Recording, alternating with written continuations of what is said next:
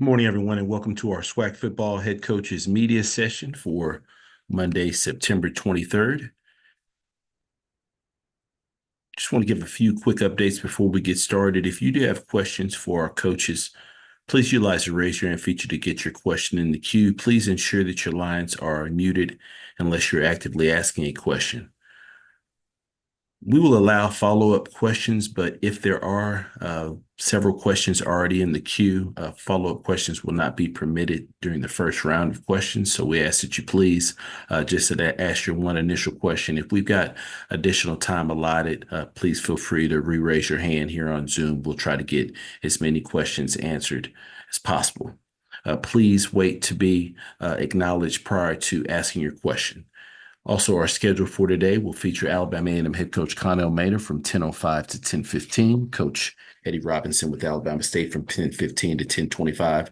Coach Cedric Thomas with Alcorn State will be from 10:25 to 10:35. Coach Raymond Whitty with Bethune-Cookman will be from 10:35 to 10:45. Coach James Colsey with Florida A&M will be from 10:45 to 10:55. Coach Mickey Joseph with Grambling State will be from 10:55 to 11:05. Coach Alonzo Hampton, Arkansas Pine Bluff, will be from 11:05 to 11:15. Coach Kendrick Wade with Mississippi Valley State will be from 11:15 to 11:25. Coach Bubba McDowell, Prairie View A&M, will be from 11:25 to 11:35. Coach Terrence Graves with Southern University will be from 11:35 to 11:45. Coach Chris Dishman with Texas Southern will be from 11:45 to 11:55. And Coach T.C. Taylor with Jackson State will be from 11:55 to 12:05.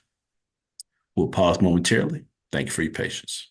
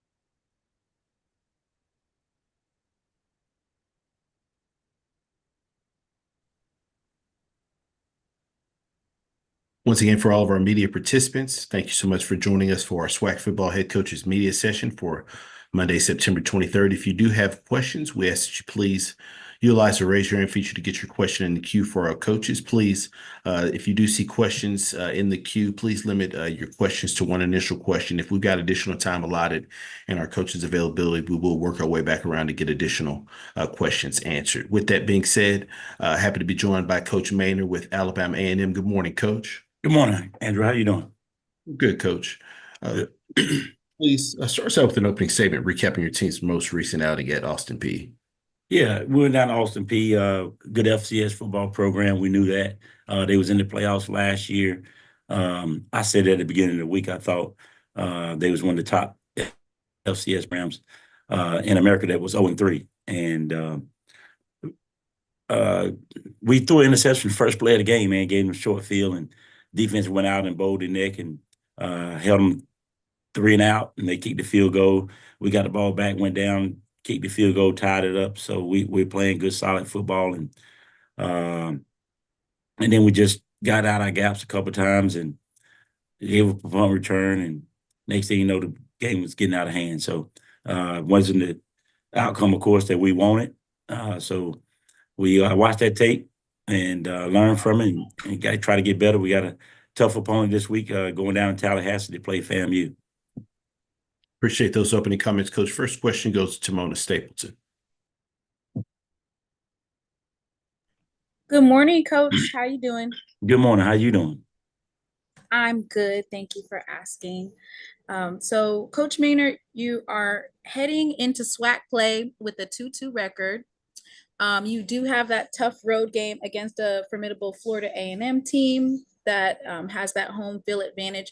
What is the mindset that you're instilling in the locker room, and how important is this game to set the tone for the rest of the season? No, it's very important. It's the first conference game. It's the biggest game of the season because it's the next game. But it's the first conference game. Is on the road against the number one team at HBCU football in the power rankings. A great football team in all aspects: offense, defense, and special teams. Coach Cozy's doing a tremendous job. He's just picking up right where Willie left off, and we got to be on our best A's and B's, man. And have a chance to beat FAMU at their place. Again, you said it. I think they got a 21 or 22 game home winning streak. I think it's 4 years or something like 3 or 4 years since they've lost at home. So they expect to win this week and get off to a good start. And we did too. We're looking forward to the challenge. We're looking forward to the challenge of going down to Tallahassee and try to do what nobody's done in 4 years, and that's beat them at their place. Thank you for that. And Coach, as a follow-up question, going into this, you have some quarterback play where you kind of utilize more than one quarterback. How do you evaluate the current play of your quarterbacks, and what adjustments do you feel need to be made offensively to put the team in the best position to succeed in such a high-stakes game? Well, the quarterback position is the most important position, and those guys have to play at a high level. We ask them to do a lot. They have a lot on their plate. That's why they get paid the big bucks. That's why they're the quarterbacks. That's why they're the only other person on the football team to get wins and losses besides the head football coach. So they're different. They're different from everybody else, and they have to play that way. They have to be prepared. They got to make everybody else better. They got to make the O-line better, make the receivers better, got to make the running backs better, and they got to make your team better. So those guys got to execute. We got plays out there to be made, and they got to make them. Thank you, Coach. Yes, ma'am. Next question goes to Doc Holloway.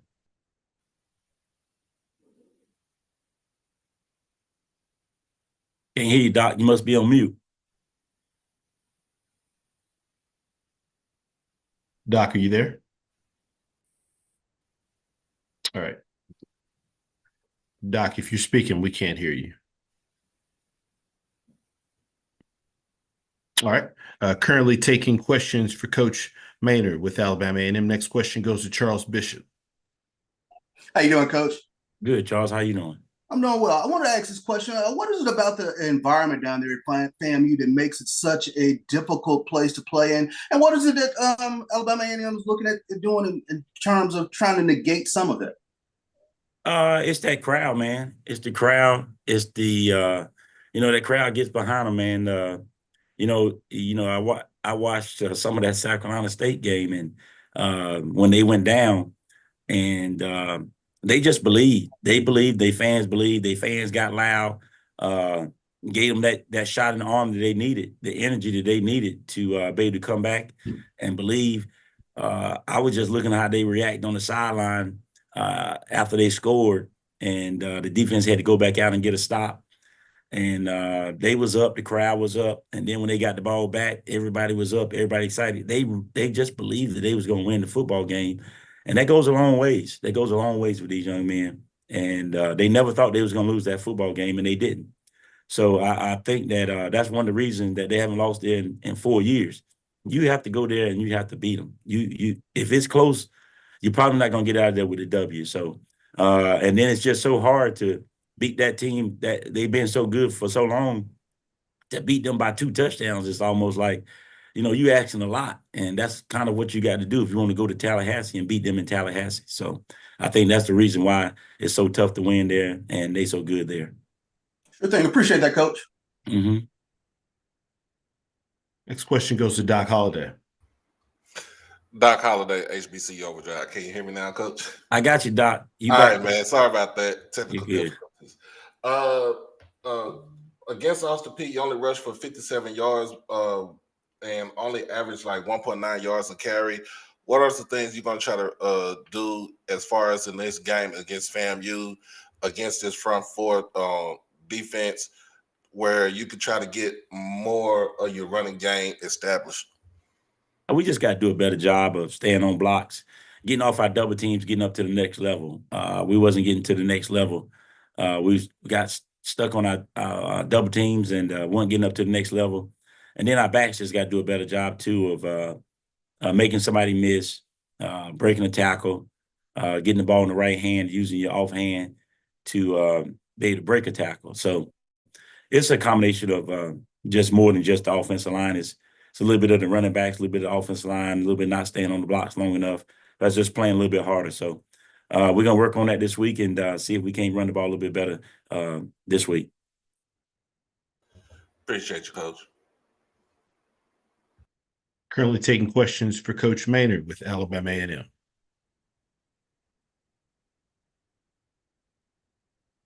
Any final questions for Coach?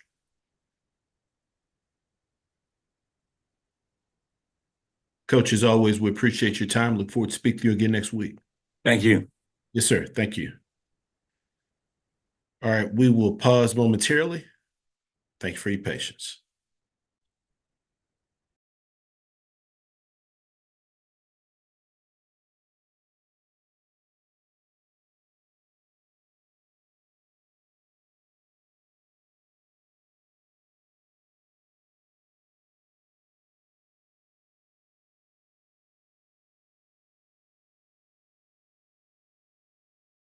Would like to make this announcement. We will have some alternates filling in for Coach Bubba McDowell and Coach Mickey Joseph with Grambling State. Those two coaches are currently participating in the State Fair Classic press conference there in Dallas. So we will have some alternate coaches filling in for them during their allotted time slots.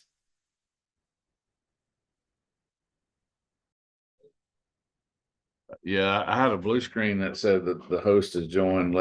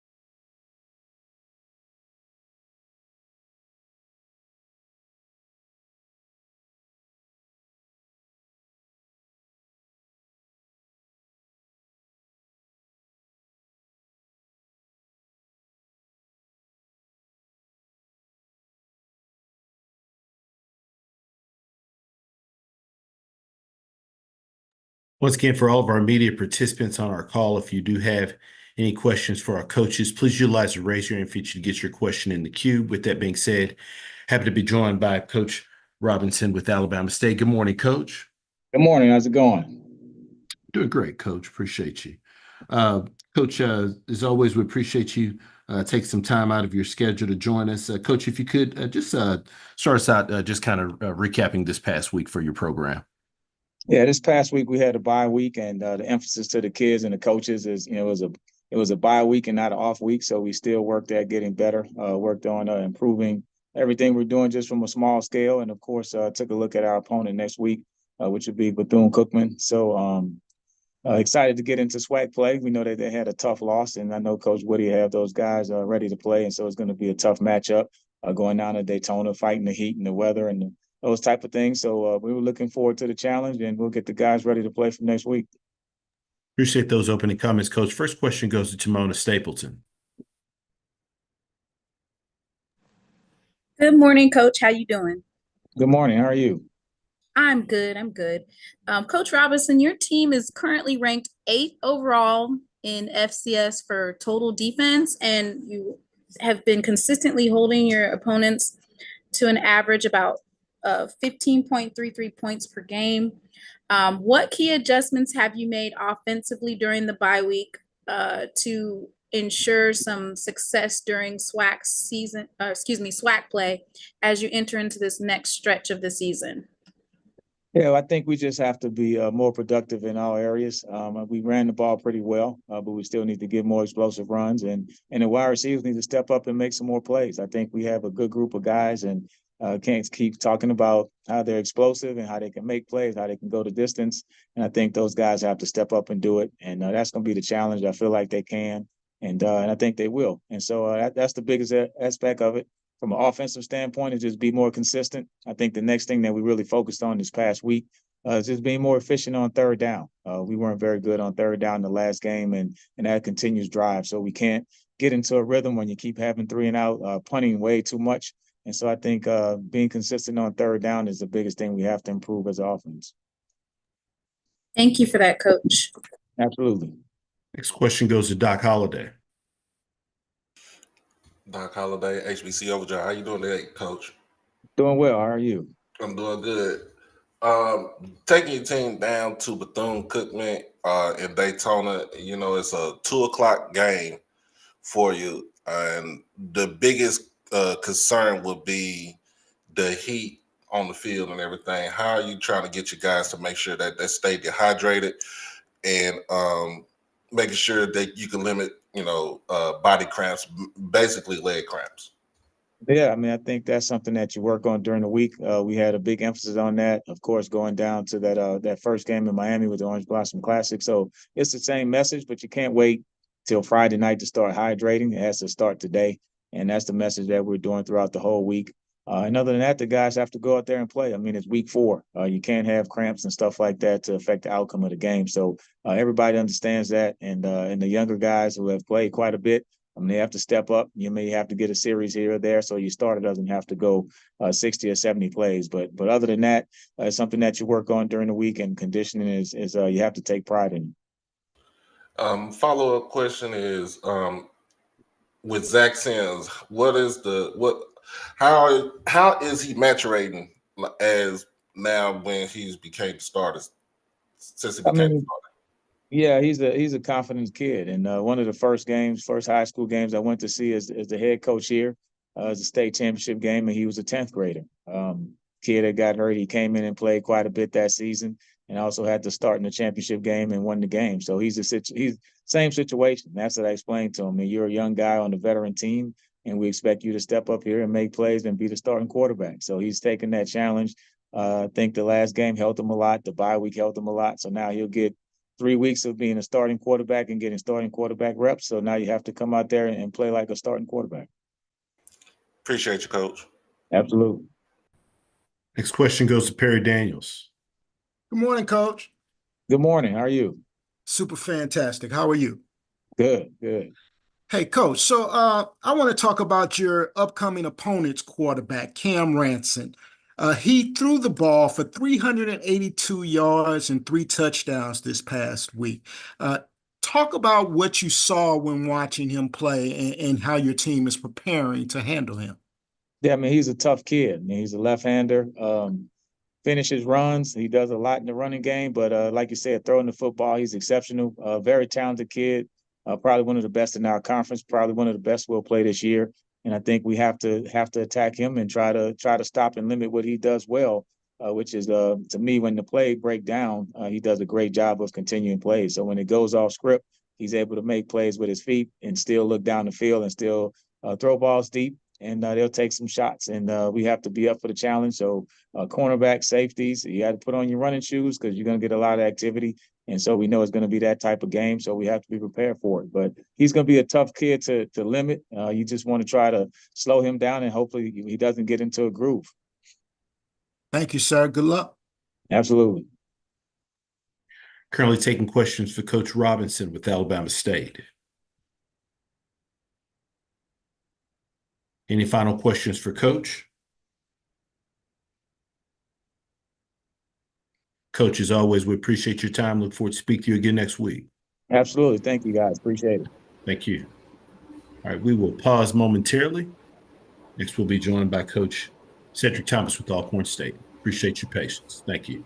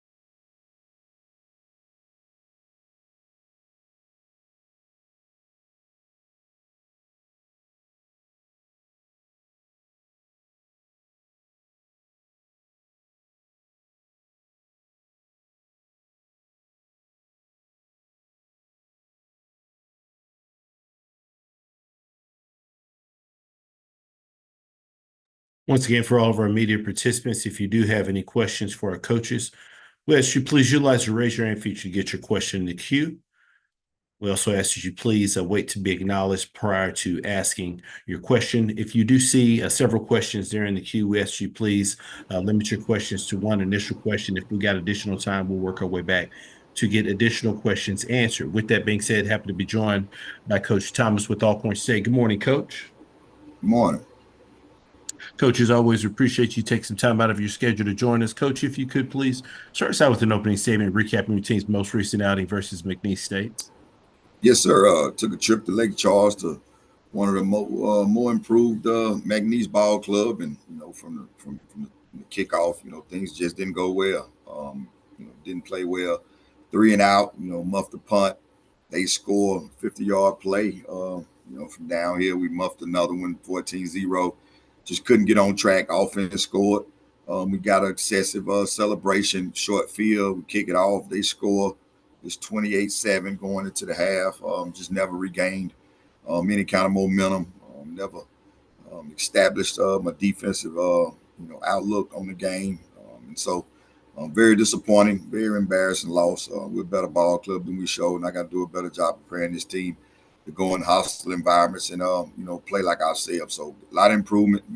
We got to make some adjustments and got to get better, and that starts in the morning. Appreciate those opening comments, Coach. One for questions for Coach Thomas. First question goes to Steven Robinson. Good morning, Coach T. How you doing? Oh, I'm blessed. What's up with it, Steve? All right. Good to hear from you. I know we had touched on this during the preseason, your relationship with Coach Wade at Mississippi Valley State. You guys go back from the same neighborhood, same high school. But how would you best describe your relationship with him? It's like family. He stayed at the house for many nights, many days. My mom cooked for him, the same way his mom cooked for me. Him and my sister graduated together. He family. It's like cousins. Blood couldn't make us no thicker. and just proud of what he's doing in the profession. And he got a good ball club that's improving, and we got to be prepared for.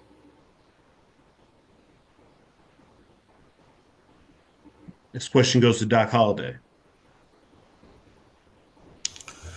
Good morning, Coach. How you doing today? Oh, I'm blessed. What's up with it, Doc? All right, I'm doing good. Your team was pretty much evened out as far as your team stats. The only glaring issue you had was the penalties, where you had 10 penalties for over 109 yards.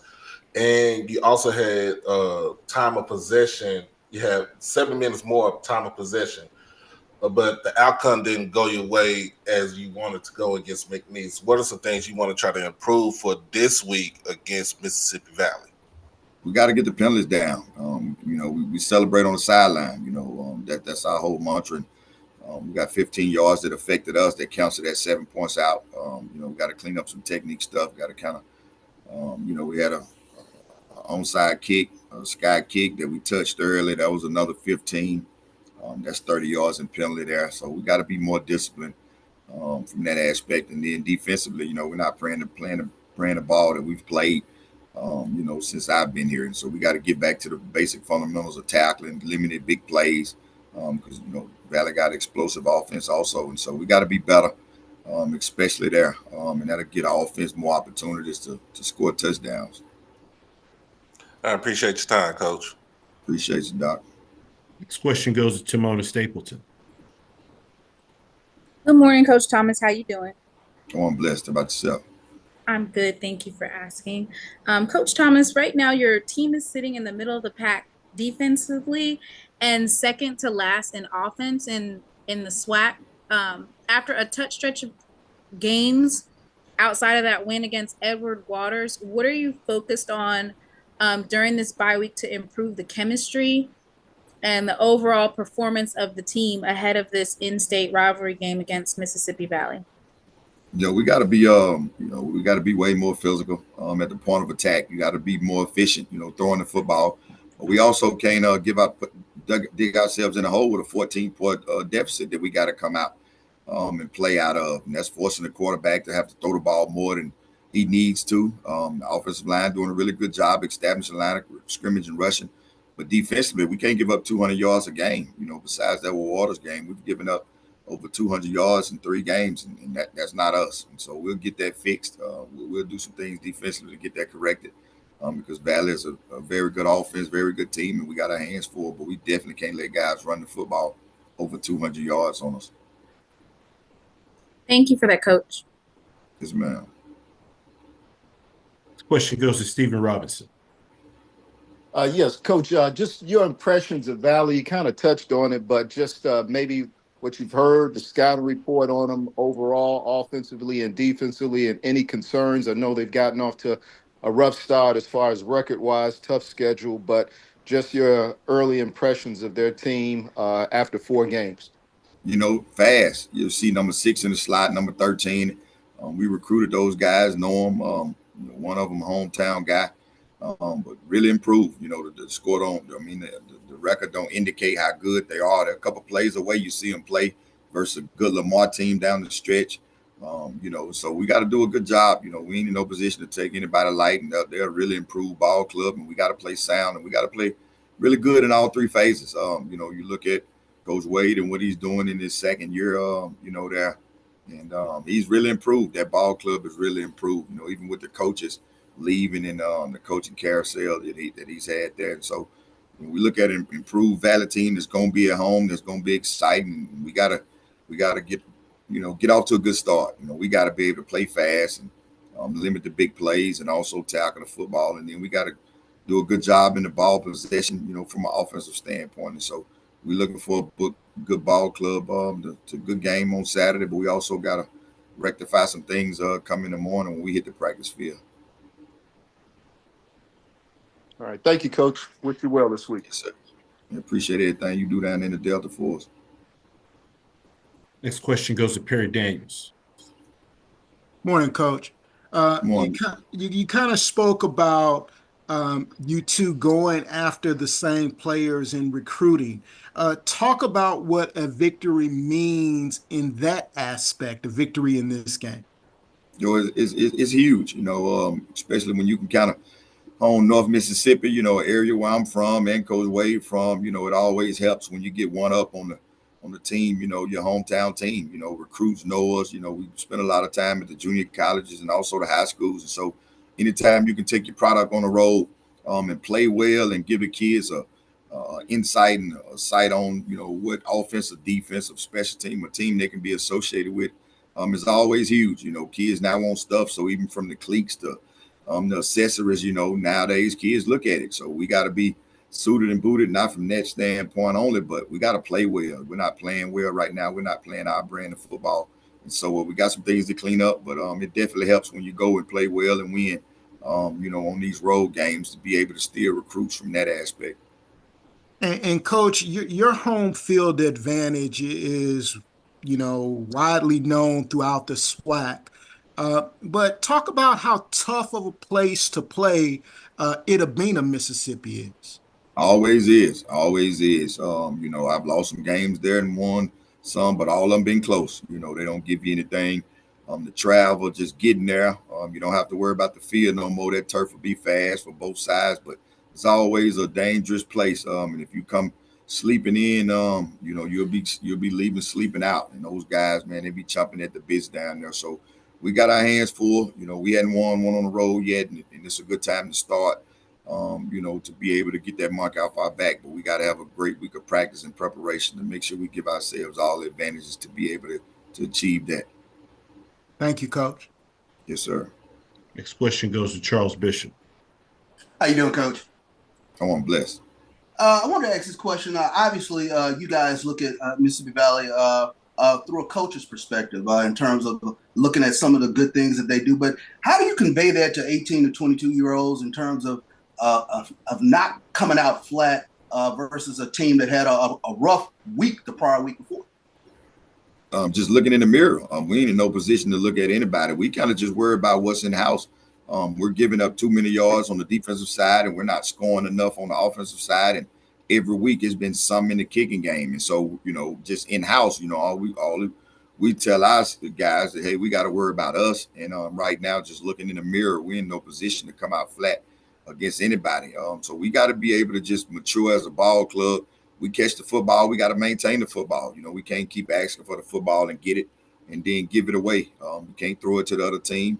We got to be efficient. We can't have bad eyes on defense. And so no matter who we play, if we do that, we won't be successful. And so, I deal as a coaching staff, we got to get these guys to play to our liking and our branding, so we can give everybody that's associated with what we're doing a sense of pride. And we're not doing that right now. And so we'll rectify that starting in the morning. But we're not worried about, what Mississippi Valley does, from the past, from a historical standpoint. We got to come out and take care of our own business. Good thing. Appreciate that, Coach. Yes, sir. Next question goes to Kendrick Marshall. Yeah, Coach, you mentioned some pretty concerning things about the football team and what they've been lacking these first quarter of the season. What do you think is kind of the common denominator behind guys not taking pride in the way they play and kind of some of the performances they've been showing throughout the first half of the season? Immaturity. You look at some of the mistakes, is out of this freshman. We got a redshirt freshman that catches the ball on the 1 yard line. We got a freshman punter that drops the ball twice in a row, and we work punting every single day. When we go hit the practice field, we got a redshirt sophomore, that goes on a double move for 50 yards. And so it's just maturity. Some of those guys got to hurry up and step up, and grow up fast. So we put them in those scenarios in practice. But evidently, I'm not doing a good enough job doing the practice sector for them to do it, in the game. And so I think the biggest thing is just maturity. And they got to grow up, and we got to put them in those situations or do a better job to get them to understand, what's asked of them, or get somebody else to do it. And so it's a collective group on both sides that got to get this thing fixed. Coach, as follow-up, is that a byproduct of a not a new coaching staff, but a change of guard from McNair to you, and new players come in trying to familiarize themselves with new roles, or is it something else? No, it's all of it. It's all of it because you take a position coach, just go to a coordinator. That's totally different. He's not been in that position. You take a head coach that was a coordinator that got to see, everybody. That's totally different. You got an OC that comes in and bring a new staff, and so it's a collective group of all of it. You got some new transfer portal kids. You got some kids that go from a 60% production rate to 90%. And we got 2 All-Americans right now. I think one don't have a sack and one, got too many drops, so it's a collective group as this whole team that got us in the situation we in, regardless of win, lose, or draw. We got to play well. We owe our fans and everybody that's associated with this great institution a better product, and we'll get it fixed. But it's really everybody, that's responsible for it. And it starts with me and it ends with me, and I'll get it fixed. Appreciate it, Coach. Yes, sir. Coach, as always, we appreciate your time. Look forward to speaking to you again next week. Yes, sir. Thank you. Next, we go to Bethune-Cookman and Coach Woody. Once again, if you do have any questions, please utilize the raise your hand feature to get your question in the queue. Happy to be joined by Coach Woody with Bethune-Cookman. Good morning, Coach. Good morning. Coach, as always, thanks so much for taking some time to join us. If you could please start us out with an opening statement, recapping your team's most recent outing versus Clark Atlanta. All right. Obviously we had disappointing loss. We played at home on the offense side of the ball. Scored 6 out of 6 drives in the first half. We jumped on them. We had, unfortunately, 7 penalties in this game on defense, kind of uncharacteristic of our defense. We gave Clark, opportunities to extend plays, and that was basically all in a nutshell. Then we gave the ball up on special teams, that kind of shot us in the foot. And later during the game, we could have put the game away. We did not convert on the 3rd down. The game to put it away had an unsportsmanlike penalty. Even we shouldn't even been in that position on defense to pretty much put them out of field goal range. And then they kicked a 55-yard field goal, and obviously they deserve to win that game. So, we got a lot of work to do. I know Coach Eddie Robinson, unbelievable coach, doing a great job at Alabama State. He's going to have those guys ready to go, so we got our work cut out. Appreciate those opening comments, Coach. First question goes to Simona Stapleton. Good morning, Coach. How are you doing? Outstanding. How are you? I'm fine. Thank you for taking my question. You guys had a stellar first half. Cam Ransom, he had a total of 105 rushing yards, 382 passing yards. You guys had a really offensive game, 477 total offensive yards. However, the offense struggled in the second half. And due to Clark Atlanta's adjustments, it was like a freeze out. So going into this game against Alabama State, who ranks 8th in defense overall in the FCS, what type of strategy are you going to utilize to make sure that your offense is able to score not just in the first half, but the second half as well? Well, we just got to play discipline. Everybody got to do their 1-11. If everyone do their job, depending on what they give us and what we put out there as far as execution on offense, we have to, perform. We can't sputter. And like you said, we definitely could have put the game away on a couple of situations, and we didn't second half. So we're going to preach and work on finish. That's the word. Thank you, Coach. Good luck. Thank you. Next question goes to Doc Holliday.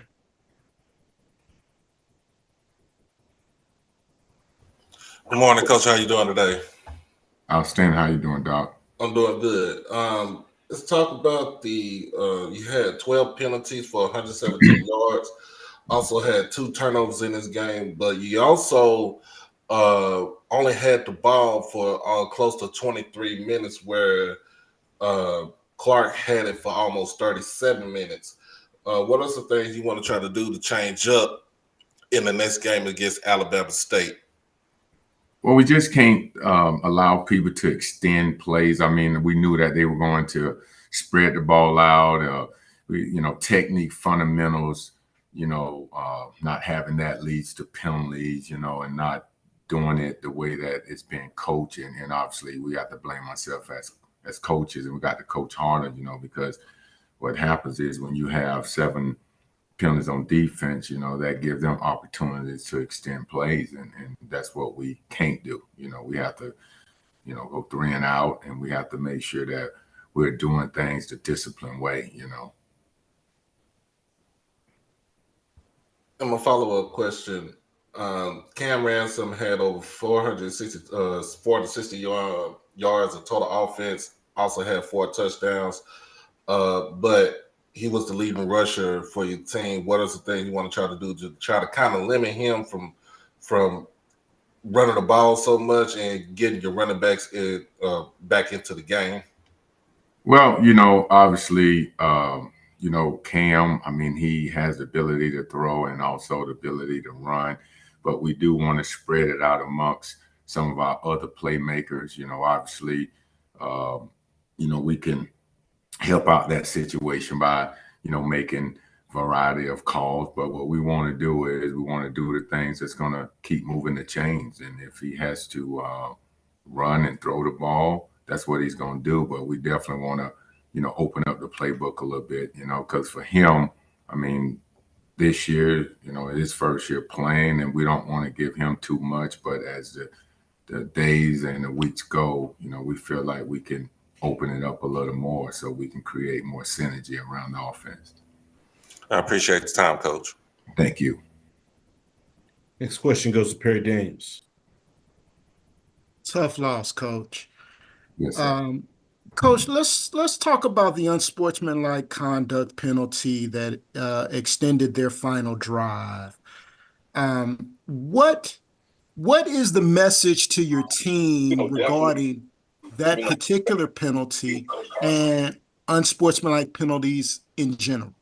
Well, like I said before, that's uncharacteristic. I mean, at the end of the day, they know the standards, and obviously we done address that, and we're going to address it even more tomorrow when we practice, and we just can't happen. That can't happen. I mean, that's not what we do, and that's not how we're going to be. Was this a case of your team getting caught up in the moment and losing their composure? Well, I just think that, when you don't underestimate any opponent, and hey, next guy up, if you don't understand that. Thank you, sir. Thank you. Next question goes to Lionel Mosby. Hey, how you doing, Coach Woody? Awesome. And yourself? Doing well. I want to ask a question because it's interesting you guys have Alabama State coming up here. Seeing that because Alabama State was basically in a similar position on last year, having a loss early to a D2 school, but then basically being able to get back in it in a SWAC race. Just wanted to ask start of the year hasn't started off in a win column where you guys wanted. What are some of the positives that you feel like you've seen in the team that you can build on? Because at the end of the day now, SWAC play is about to start, and if you guys can go 1-0 over these next couple. Yeah. Well, being able to play those games before SWAC play, you get an opportunity to see a variety of individuals, in game situations, and that's what we've seen. Being able to assess the talent that we have on all aspects, offense, defense, and special teams. And now you feel, mentioning Cam, like I said before, I mean, he didn't start out the season as a starter. So, to be able to evaluate your players and just kind of see what they can do under the lights, that's the benefit. And then seeing, our guys improving in different aspects, that's when you feel like, hey, you got your team, you kind of know their strengths and their weaknesses, and then build upon the strength, and then obviously improve on the weaknesses. And that's kind of what we've been assessing each game, our strengths, our weaknesses, and how we're going to improve in all aspects. No, and just a follow-up quickly here. Alcorn State obviously has been mentioned earlier. You know, they have a top-ranked FCS defense, not just this year, but the last few years. How was it that you feel you guys are going to be able to attack this defense to really be able to see some positives in this game? Well, we got to take whatever they give us, you know, and like I said, Coach Eddie Robinson does a great job defensive minded. I mean, he understands, you know, what it is to dissect an offense, and we got to be on our A game, and we can't do too much. We can't try to play over our head. We just got to do the things that's going to get us to be able to move the chains. You know, just take one play at a time and not get too far over your head, because like I said, they got a really good football team, and we want to make sure that we take care of the ball. That's the key, taking care of that ball. Thanks so much, Coach. Thank you. Last question goes to Kendrick Marshall.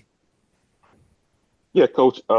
Understanding that your team has yet to really get in the SWAC competition, coming off a conference play, non-conference play with a winless record, how do you not let that period set back the entire season? Well, like I said before, I mean, this preseason is over. Now it's time for the SWAC play, and I'm sure everyone excited in the SWAC, you know, to start SWAC play.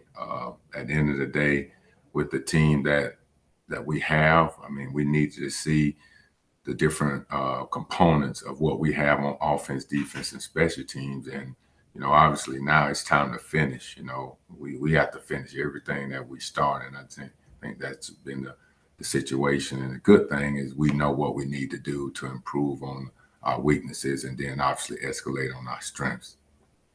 As a quick follow-up, Coach, based on the way your team's performed so far this season, do you have to kind of like recalibrate some of the expectations you kind of had of the group coming into the season? Or are you still under the impression you have to still evaluate your guys?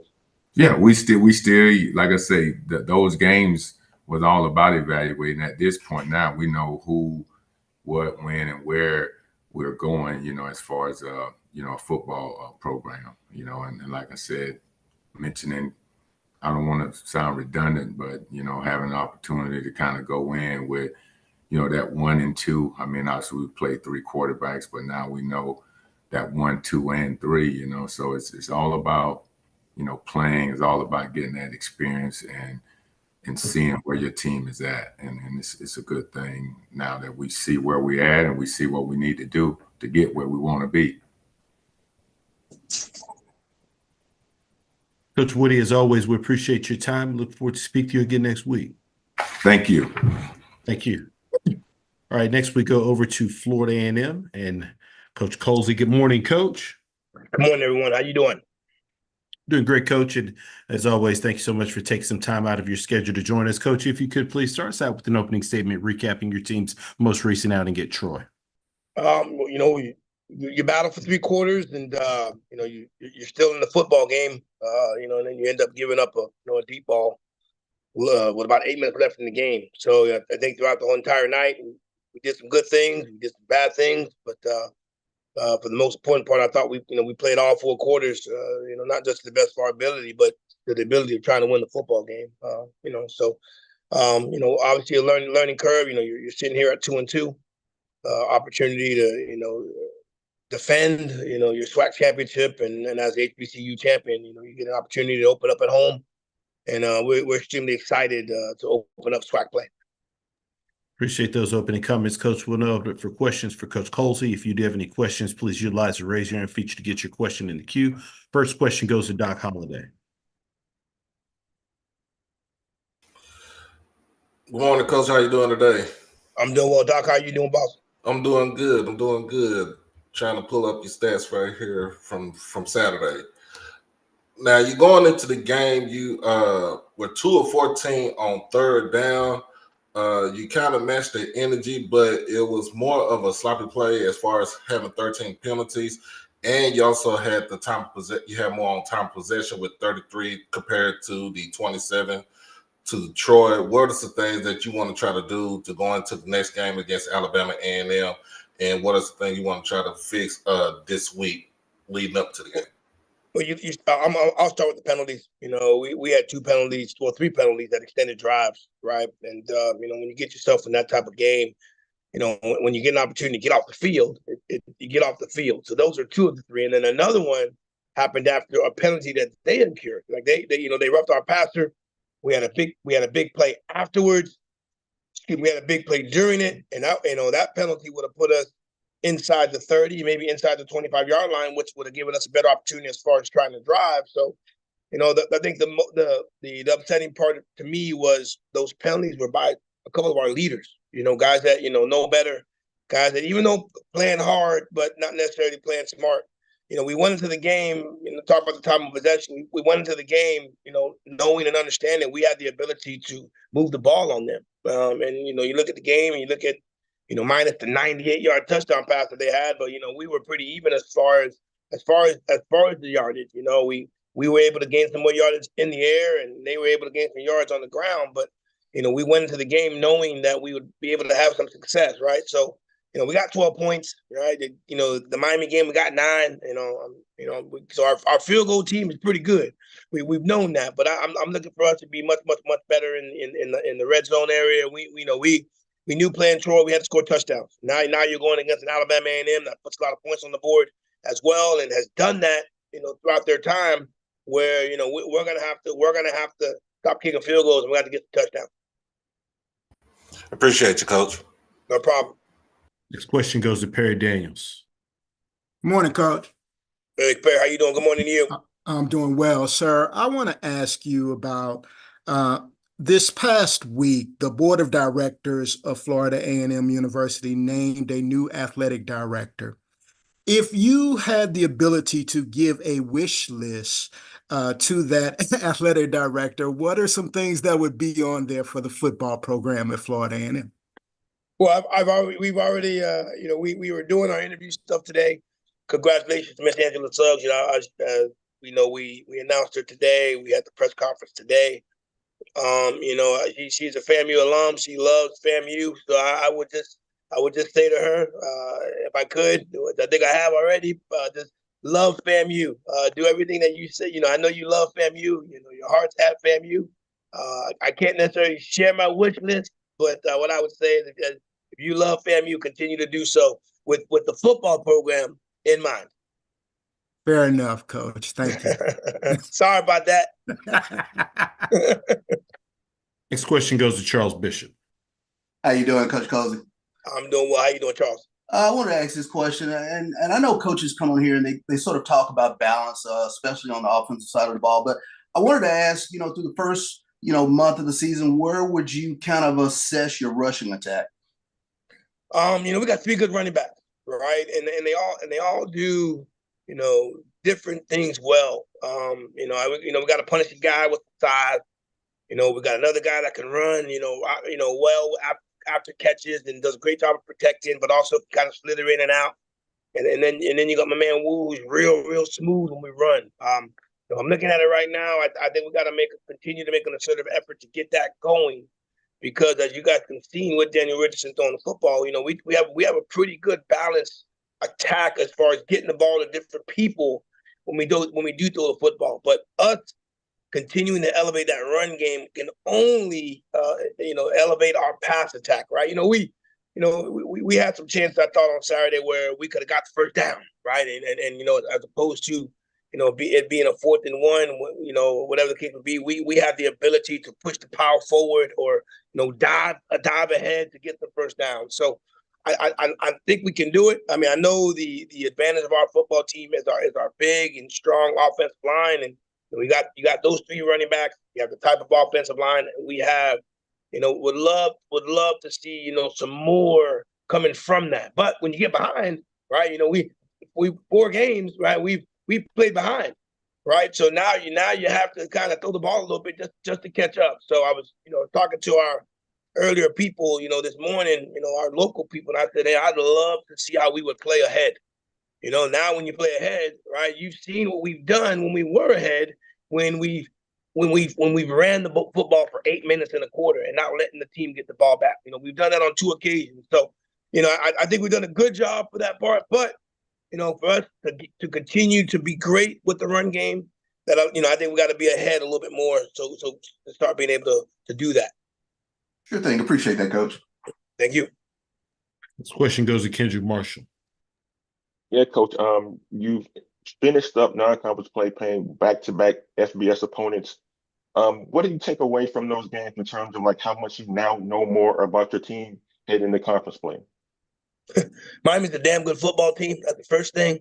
Second thing I would say about Troy, I don't know if we got a chance to see how good of a team we are. Right. I think I told our 70 players that traveled, I think we might have left one in Troy. I thought we did a good job of answering when they did some things. I think we had an opportunity to score some touchdowns as opposed to some field goals, and I think we're in a much better situation if we're able to do that. But what can you take from it? We took that we could play. We had at times we could play with the University of Miami. For about 3.5 quarters, we showed that we could play with a Troy team that that's going to win some football games throughout the year. So you got an 85 scholarship compared to our 63. There were some advantages that Troy possessed that we didn't have. But I think our guys saw that we could play with those type of players, those type of caliber of football teams. So now you get yourself to SWAC play. We understand that we got to play up to our level, right? We got to play up to our level. And if we can do that, we should win more than we lose. But if you don't come out there and take care of your details, you don't come out there and execute like one of the top teams in the country, you could put yourself in a dogfight. So we haven't necessarily done that for full quarters, and I'm anxious to see what we can do and how we do it. But I still think, and I know we got a very, very good football team, but we just got to be able to execute at all times, right? And we haven't necessarily done that just yet. As a quick follow-up, Coach, you talked about getting off to better starts in games, playing ahead, and playing a full 4 quarters. What's the recipe for doing that for FAMU, as you guys say in the conference play? Well, we deferred. I think we've given up a touchdown. The first couple series, first series or two, and on almost every football game. So defensively, we're gonna have to do some things a little bit different, whatever they may be at this time, as we continue to get ready for Alabama A&M. And offensively, right? We kick field goals. We haven't scored at all, right? So just being able to slow them down on the defensive side and being able to put 7 points on the board from the offensive side. Easier said than done, obviously. We've incorporated some things to practice that right after flex, making sure we're ready to go. But we're a talented bunch. We got 8 football games left in the season. I don't want this football team to be labeled anything just yet. We only played 4 games. We played against 4 quality football teams, 2 of them being FBS programs. We're 2-2. And I think right now, but we are 0-0 as we start SWAC play. So with the SWAC defending champions, with the defending SWAC champions, with the defending HBCU champions, we know week in and week out we're going to get every single team's best, and it's important for us to understand that because Alabama A&M is coming ready to play, not just to play us, but they're coming in to beat us. So we must take that challenge on head on. I appreciate it, Coach. No problem. Coach, as always, we appreciate your time. Look forward to speaking to you again next week. Hey, thank you very, very much, and good luck to everybody this week. Appreciate it, Coach. Thank you.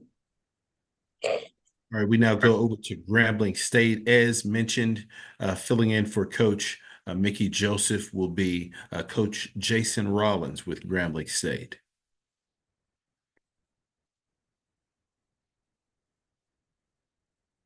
I do believe that we have Coach with us.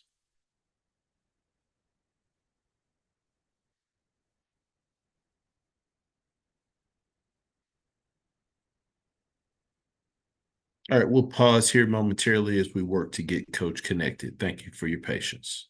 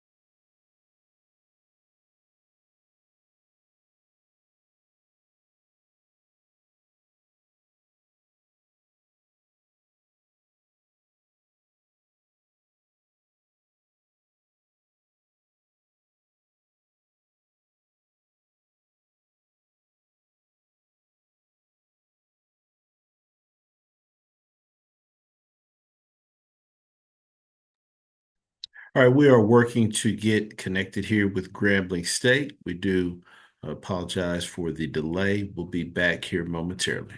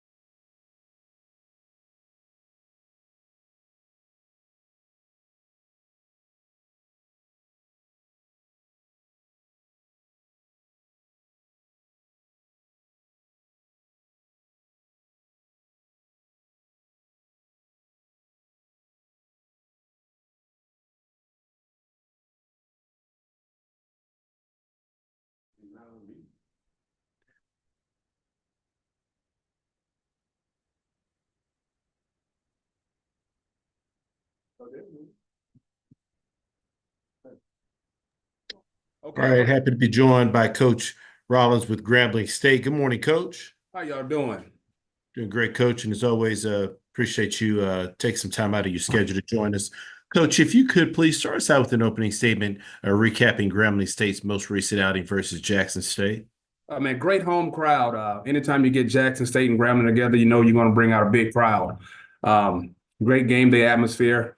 But overall, we started fast. Had an opportunity to get to a fast start, scored on our first two drives. It was back and forth in between. Had a little momentum, saving play at the end of the half where we had a defensive score. And that kind of propelled us into the second half where we were able to finish strong. And overall, we played a clean ball game with only 4 penalties and played 60 minutes of football. Appreciate those opening comments, Coach. First question goes to Doc Holliday. How you doing, Doc? What's going on, Coach? How you doing today? Doing well. All right. Since you're the defensive coordinator of the team, your defense is so opportunistic where you lead pretty much FCS and turnovers taken. What are some things that you thrive on as far as your defense goes, and especially when it comes to forced fumbles and interceptions? You know, you get what you emphasize. You know, we talk about it every day. We chart every strip attempt. Every time we touch the ball, it's charted. We have drills set up for takeaways. Coach Lee does a really good job of putting our takeaway circuits together. And Coach Joseph, he has certain segments of practice that's designed for protecting the ball and taking the ball away. So it's kind of what you emphasize, and we're getting a lot out of it. I appreciate the time, Coach. Next question goes to Perry Daniels. Hey, Coach, I want to drive down on that a little bit more because your defense has 11 turnovers in the past 2 weeks that you've forced. And that's just amazing. So congratulations to you in that regard. This Jackson State team looked unstoppable 2 weeks ago. Talk about what you did from a game planning scheme aspect to control that Jackson State offense. Well, you know, truthfully, we kind of kept it simple and just let our guys play fast and play with confidence. We didn't do anything different than what we've done in the past. We just kept the game plan simple so they could get lined up and play as fast as they possibly could and as physical as they could. And now you have Prairie View coming up.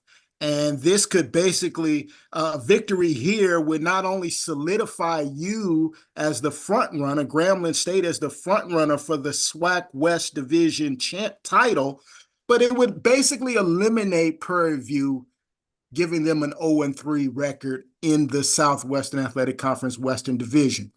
Talk about the importance of this game. It's a big game on a big stage. anytime you're playing for a trophy, it means a lot. But not only that, it's a conference game and our conference opener on the road. Even though it's neutral site, you still have to travel. Truthfully, there are a few plays from being defeated in SWAC play. If you watch the film, you'll notice a play here or a play there, and it's a totally different record. So they have all our respect and all of our attention going into this week. Thank you, Coach. Good luck. You're welcome. Currently taking questions for Coach Rollins with Grambling State. Host, am I able to do another round? You have another question, Doc? Yes, sir. Yes, sir. Go ahead. All right. Going into the game with Prairie View, what are some things that you're going to see as far as offensive wise with the quarterback play, and what are some things you want to try to do to exploit their offensive line in this game? I mean, they're big and physical up front.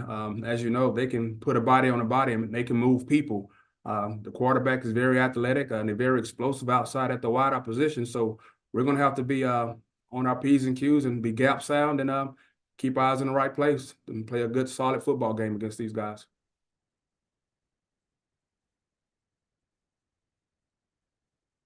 Next question goes to Brandon King.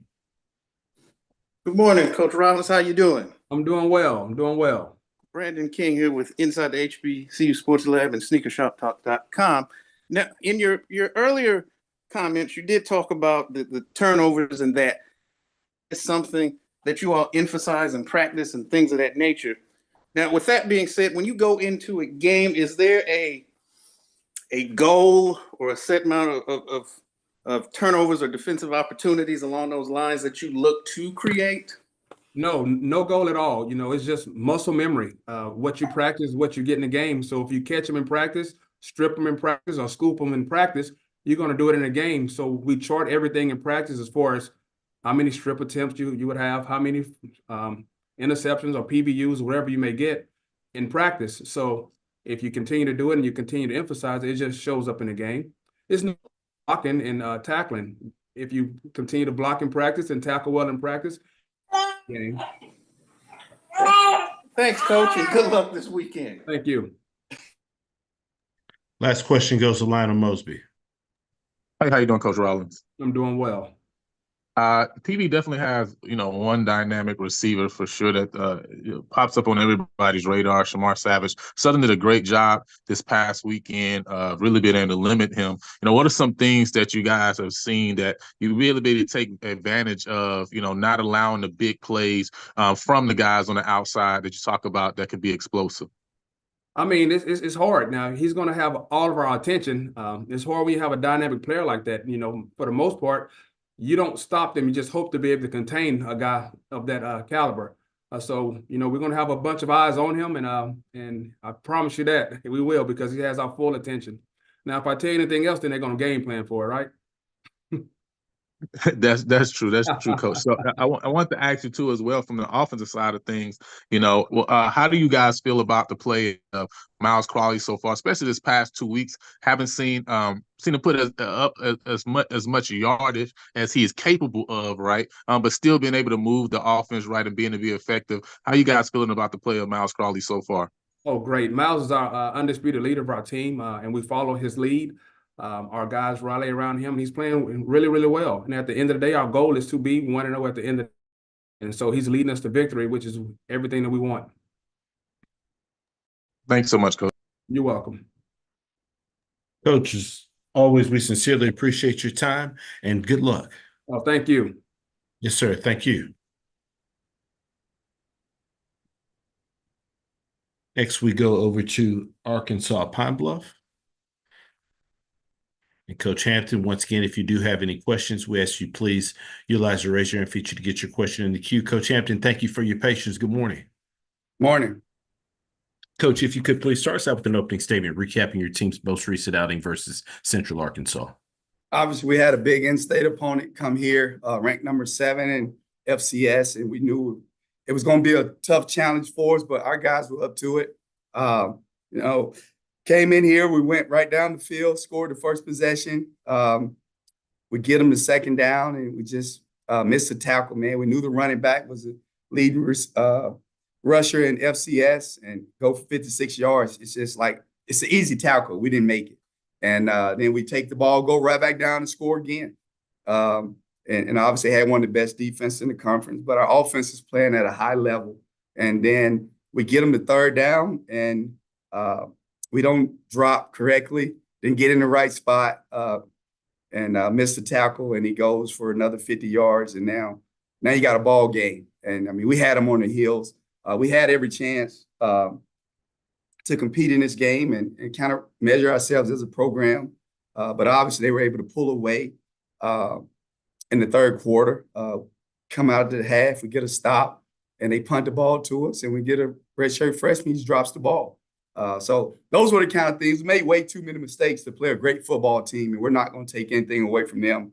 I get a quarterback credit. He went 15 of 15, and 5 of those catches in the first half, they were sliding catches by his receivers. So we're making progress. Obviously, you know, we're glad this part of the schedule's over with. We'll get a bye, and then we get ready to roll.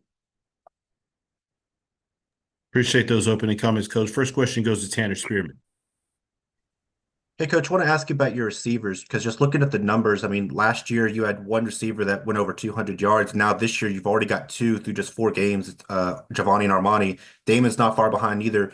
I know you got a lot of new transfers at that position. So what have you learned about this group of receivers through 4 games? Tanner, I'll be honest with you. We got 3 more guys that are just as talented, if not better than those guys. And Makai's doing a good job getting the ball where it needs to go. This offense is going to be really good. We just got to continue to get the guys that go to the right position, and the ball will find you because Makai's seeing it. But, man, we've done a really good job of recruiting that position. And, again, Makai's just – he has an OC that believes in him, and they do a lot of meeting. And so what you're seeing is guys now starting to realize if I get to the right spot, the ball's probably going to find me. And so it's good to see those guys making plays, but obviously on Saturday, we didn't make enough plays. You know, Giovanni has been our leading receiver, and he only had 2 catches, but then other guys step up. And so you're not going to be able to just say, we're going to stop this guy, because that ball can go to any number of receivers. But, you know, the other part, I mean, we had 8 guys that were out, 8 guys that have started games for us, didn't even play. And so we're like the direction that we're heading, and we just got to keep working, and we need to recover from the first 4 weeks. We get a bye week, so we're excited about that. And Coach, just to follow up on that, obviously bye week, no opponent to focus on this week. What do you want these guys to do this week to get ready for conference play? We need to focus on us. I mean, we're missing way too many tackles. We still got guys that were here not playing up to the standard, the gold standard, which is, hey, it's all about blocking and tackling. And we're not doing a good job of tackling. We're fitting it up right, and at times some guys are not pulling the trigger when they see it on defense. That's frustrating. And then, you know, just obviously when you play a lot of young guys, their eyes kind of get big. You know, they're kind of hesitant. But again, man, I think we got like 3 or 4 freshmen, true freshmen that are playing, that are making a lot of plays, but then they're making some mistakes. And we just got to cut down on those. Offensively, we just got to continue to find a way to score. I mean, you know, every game we've played so far, I mean, the offense has given us a chance to win it. Even Arkansas, man, the first 3 drives, I mean, if those guys hit the correct hole, catch the ball, I mean, we're probably going to score at least 10 points, you know, against Arkansas early in the game. So we need to focus on us this week, doing what the coaches ask you to do. And the coaches have to demand that the players do what we ask them to do. If they don't do it, then they don't play. So we need to become more disciplined as a football team. And if we do that, we're going to like the results moving forward. If we don't, we're going to have a lot of long nights, and there's going to be a lot of frustration on everybody's part. All right, thanks, Coach. Next question goes to Doc Holliday. Good morning, Coach. How you doing today? Hey, doing good, Doc. How you doing? I'm doing good. For the first quarter, you were able to hang in with Central Arkansas. The score was 14-10, sliding their way. But then, of course, you would say the Avalanche came through starting in the second quarter. What are the things that you want to try to do to in your bye week that you want to go ahead and kind of fix up, tune up, like I said, starting up for conference play? Yeah, I'll say this about UCA. I know a lot of those coaches over there. That's a good football team. They got about 3 guys going to play on Sundays. Okay, we don't have those kind of guys yet. We're going to get some of them here. We got some young guys that's pretty talented. So what happened in the second quarter is we're moving the ball offensively, and then we get penalties. We had 11 penalties. All right, we had 6 holding penalties. All right, that number 8, he's probably going to be probably an All-American FCS. Ain't no doubt about it, he will be, and he's going to get drafted. He ran down one of our receivers that ran a 60-yard catch. He ran him down. Okay, so now you look at what were they doing. All right, so we're moving the ball, and then we get a penalty because now we don't vertical set enough, and he runs around the edge. And he creates a tip ball, and they pick it off. So those are the kind of things that we got to work on. Just being very coachable, being very disciplined. And on defense, man, we got to just stay in our gaps. I mean, you hear the coaches talk about it every game. Like guys getting out of gaps, trying to do too much. And you got to understand a run blitz from a pass blitz. And those are some things that we got to get corrected. But this week could be a great week for us. Like I said, man, we had a tough schedule like most of these coaches on here. I mean, you play guys, you play Arkansas. You got Arkansas Baptist, which you should have won. We did. Then you play Tennessee State, a really good football program. And then you play a number 7 ranked team in FCS. And so now we get a chance to kind of take a break. When I say a break, you get to kind of mentally kind of refresh, but we know what's ahead of us, like every coach on here. It's an opportunity for us all to go out there and chase the championship. So we're going to work. Ain't no resting around here, okay? We're going to go to work on Tuesday like we do a normal work week. And so we got to get better. We'll keep pushing our young guys. They need to grow up. It's time. It's football time. You only get so many opportunities, and we don't want to waste it, especially the way our quarterback's playing right now and with the receivers that we got. And again, our 2 tailbacks, the guys that have been starting, didn't even play the game. And so now we still doing some good stuff. We just got to keep working. I appreciate you, Coach. Any final questions for Coach Hampton with Arkansas Pine Bluff? All right, last question goes to Brandon King. Good morning, Coach Hampton. How you doing? Hey, doing good. How you doing, Mr. King? Pretty good, pretty good. Brandon King with Inside the HBCU Sports Lab and SneakerShopTalk.com. Wanted to ask you, Coach, after these first 4 games, what have you learned about your team, and then what are some of the stackable positives that you can build on as you go into conference play, and then what are some of the things that you kind of want to get away from in terms of bad habits as well? Yeah, obviously, number one, the thing we need to get away from is just the penalties, all right, to get us behind the chains, all right? If we can just stay on track, we're going to be able to move the football, okay? Because like I said, we got really good receivers, quarterbacks playing at a high level. We got talented running backs, and our tight ends are pretty good. And our O-line's done a pretty good job. I think we gave up 2 sacks this week to a team that's really, really good. And so I'm really excited about where we're at offensively. Special team wise, we're not being special. We're not punting the ball. We had an all-conference preseason punter. He's not doing a good job, and we got to get him back on track. And then obviously on our return game, we're not straining on blocks, so we need to do a better job there. We'll shore that up. And on defense, man, we're giving up way too many yards rushing. I mean, we got guys that's not being physical at the point of attack. And so we'll be working on that this week. And obviously, we knew we had some young guys at the corner position. Our best corner hadn't played in 2 weeks. And, a kid that transferred from Liberty, I mean, he's pretty doggone good. But the problem is he can't never get on the field. So it's allowing us to play a lot of young guys that get some valuable experience. But, hey, after this week here, hey, man, it's all hats in, man. Ain't nobody got no excuses. Nobody feels sorry for the Golden Lions, and we got to go play football. Thanks, Coach. And as move into the conference portion of your play, good luck the rest of the way. Thank you, sir. All right. Take care. Coach, as always, we appreciate your time. Look forward to speaking to you again next week. Appreciate it. Thank you. Next, we go over to Mississippi Valley State and Coach Wade. Good morning, Coach. Hey, good morning. Coach, appreciate your patience with us. Coach, if you would please start us out with an opening statement, recapping your team's most recent outing at Nicholls State. Yes, sir. Came off another tough loss. Just a really good Nicholls State team, a team that I'm sure you'll see in the playoffs.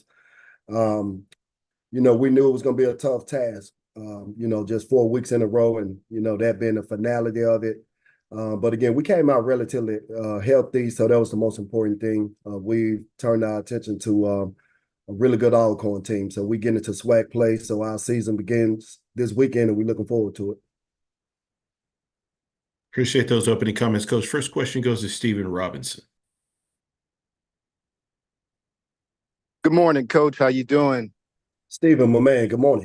Good morning to you. I know we had talked on this last week in terms of playing your first 4 games on the road, stiff competition, a lot of the travel that was involved as well. But in terms of just the excitement centered around your home opener, your SWAC opener, your in-state rival, and playing on a new field, just talk a little about just that aspect of going into this game with Alcorn State this weekend, everything that's centered around it.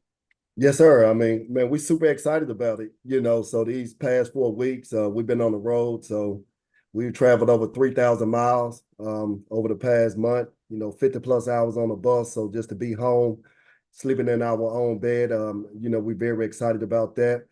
And, everybody say this a rival, but, in order for it to be a rival, you got to win some games. So we hadn't beaten this team a whole lot lately. So we are excited about the game, getting an opportunity to mix it up with Coach T over there at Alcorn. We know he going to have his guys ready, so they won't come in here sleepwalking. He understands who we are and what we're about, and we understand who they are and what they're about. So it's going to be a very exciting game. I can tell you, it'll be standing room only. I'm sure we're going to have people from all over the Mississippi Delta and surrounding areas here. So we're excited about it. All right. Thank you, Coach. Yes, sir. Next question goes to Doc Holliday. Coach Wade, how you doing today? Hey, good morning, Doc. I'm doing good, man. The glaring issue was the turnovers. You threw 6 interceptions in this game, but also you rushed for -7 yards. What are some things that you're trying to going to look at as far as going into the home opener against Alcorn? Yeah, I mean, we knew trying to run the ball against these guys was going to be a tough ask. We knew we wasn't going to be able to dent the line a whole lot. Those guys are 2 gap guys, so they kind of hold you up at the line of scrimmage to kind of prevent, you from being able to get vertical on them. Turnovers, some of those turnovers just happened late. We was in desperation mode, and, we was just fighting to the end. So some of them, three out of 6 of those turnovers, just kind of throwing the ball up and almost just kind of in prayer mode, just showing these guys that we're not going to concede. We wasn't going to hand the ball off 3 times and punt it. So we was just super aggressive, and it led to a lot of turnovers. So again, we got to be better up front. We getting our SWAC tackle back this week, so that's going to help our offensive line. We got another guy coming back, so we should be a little bit better running the ball this week. We're looking forward to it. And my second question is, what are you trying to do as far as with the team, as far as getting them morale up for the game and for conference play? Yeah, so in a team meeting yesterday, we just kind of reaffirmed our commitment to the process. We understood that these 4 games, I mean, they were tough, but we're tough. We built for it, but again, like I told the team yesterday, we could have been 4-0 in that 4-game stretch and still wouldn't change anything as far as, SWAC play. So this year is when it really begins for us. So our kids are good. We happy as hell right now. We ready. We're excited to get into SWAC play. So we're ready to go out there. We're ready to compete. So we hadn't lost any sleep. We reaffirmed our commitment to the process, and we look forward to getting out there this weekend. Appreciate you, Coach. Yes, sir. Next question goes to Ty Miller. Good morning, Coach Wade. Ty Miller with the Power News Radio Network and Black College Football Weekly. How you doing? Hey, I'm good. Good morning, Ty. Coach, you mentioned that you have an all-conference tackle returning, and statistically, you've had some difficulties on both sides of the ball in the run game, stopping the run and running the ball yourself. So can you discuss and talk about, is it schematically, or is it talent, or is it a combination of your offensive line and defensive line just not being what you want them to be at this point? Well, as far as running the ball, we know that our strength on offense is being able to get the ball on the perimeter to our playmakers. We do have to do a better job establishing a run, and that starts with coaching. You know, that starts with us. So obviously we've looked at it at ourselves first, and there are some things that we're looking at. You know, we're going to just teeter with some things. We want to try to make it better for the kids. So we've looked at that. Defensively, it just gap. You know, trusting the man next to you. You know, everybody just kind of trusting that their brother gonna do their 111. You do your 111. It's nothing crazy schematically that we had to change, but there are some changes that we've made going into this game. We're gonna do some things a little bit different defensively. But again, it's just kind of about everybody doing their job. You know, I made some changes to the coaching staff. You know, there are some people with us that's no longer with us, you know, as of today. So there have been a number of things that's had to transpire. And, you know, we're looking forward to getting out there this weekend and just kind of putting a better product out there because we're better than what our numbers indicate, regardless of the competition. We just got to do better holistically, players, coaches, and everybody else involved. Thank you, Coach. Yes, sir.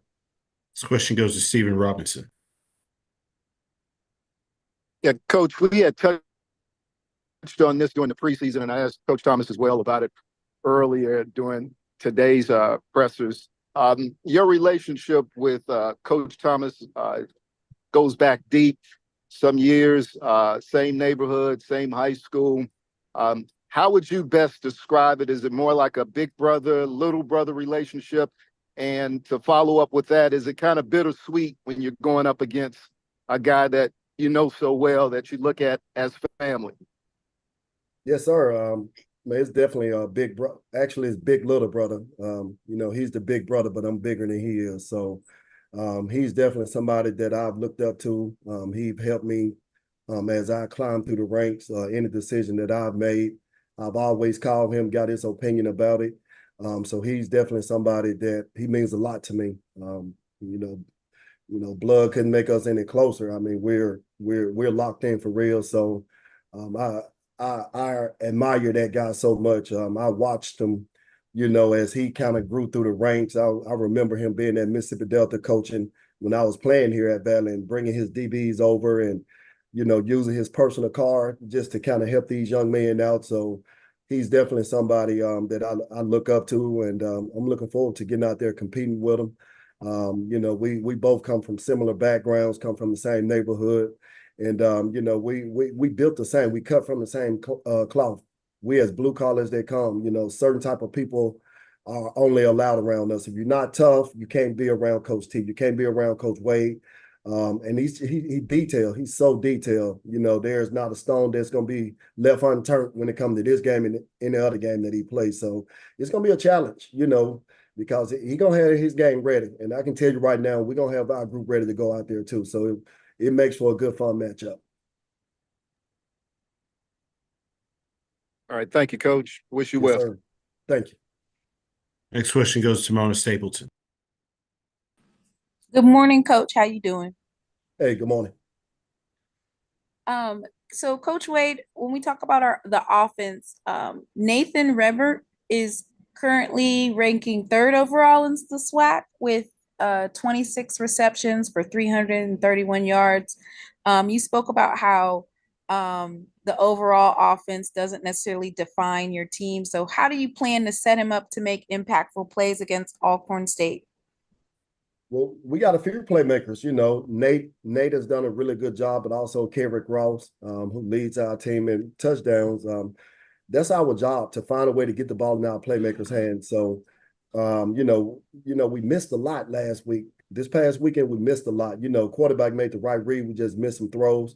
But again, our game plan is always centered around getting the ball around our playmakers.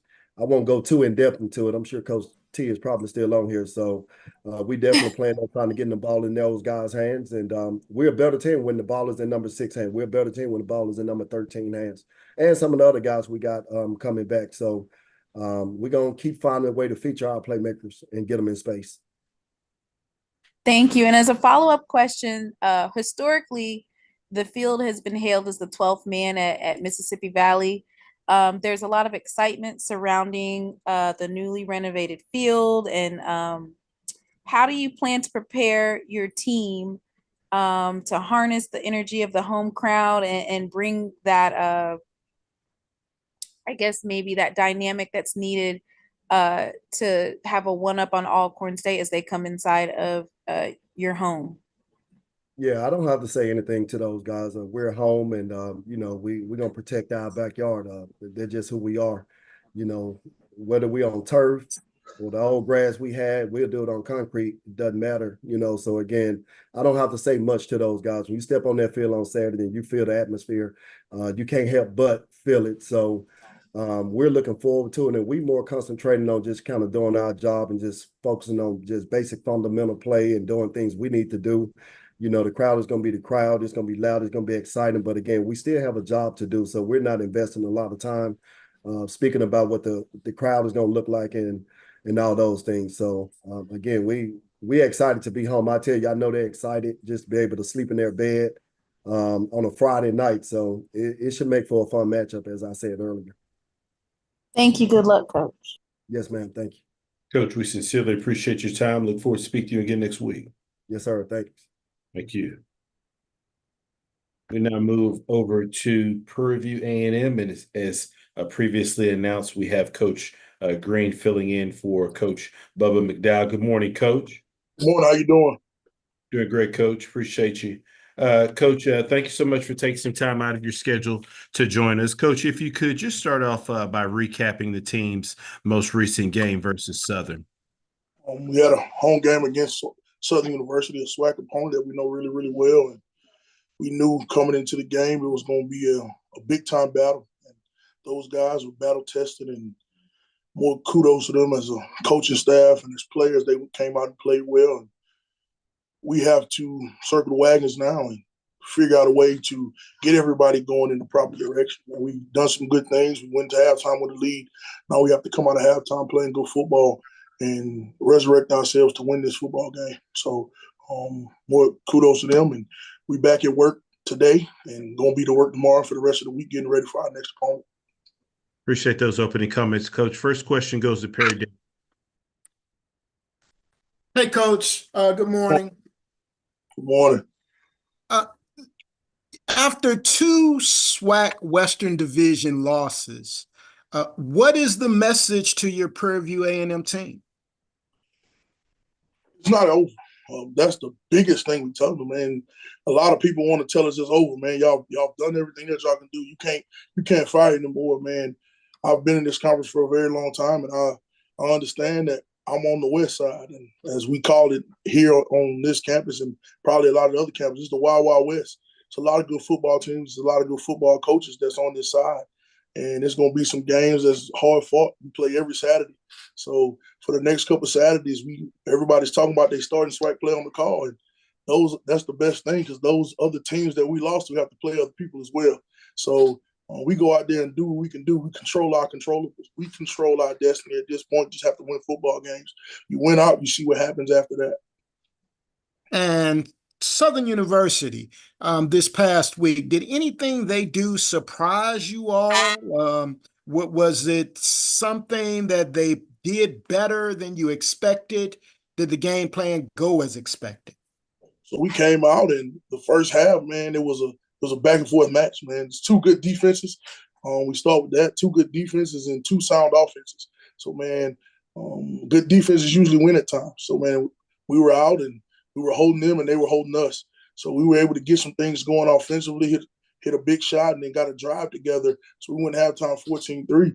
After halftime, man, both teams came out as expected.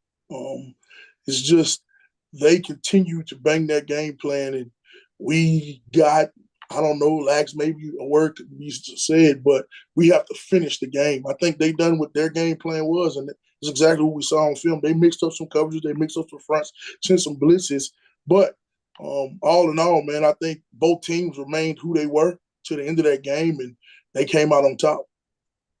Thank you, Coach. Good luck. Thank you so much. Next question goes to Doc Holliday. Good morning, Coach. How you doing today? Good morning. How you doing? I'm doing good. Southern was able to run the ball for almost 6 yards a carry.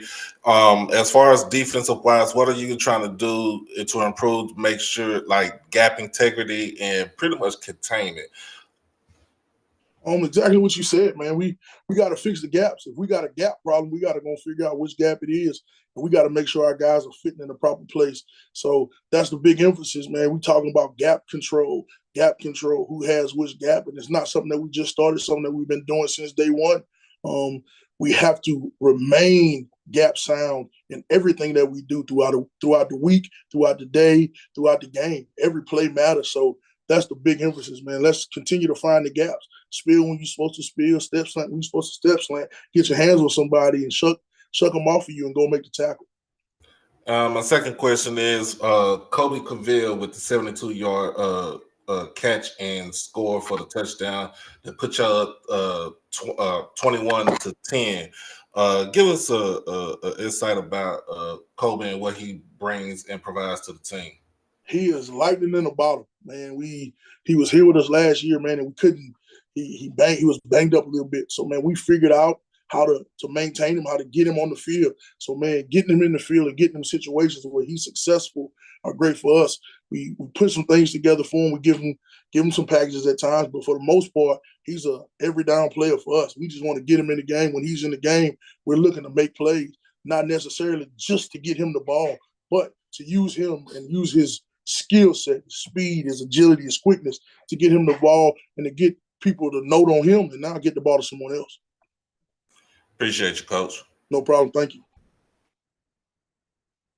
Next question goes to Lionel Mosby. Hey, how you doing, Coach Green? How you doing?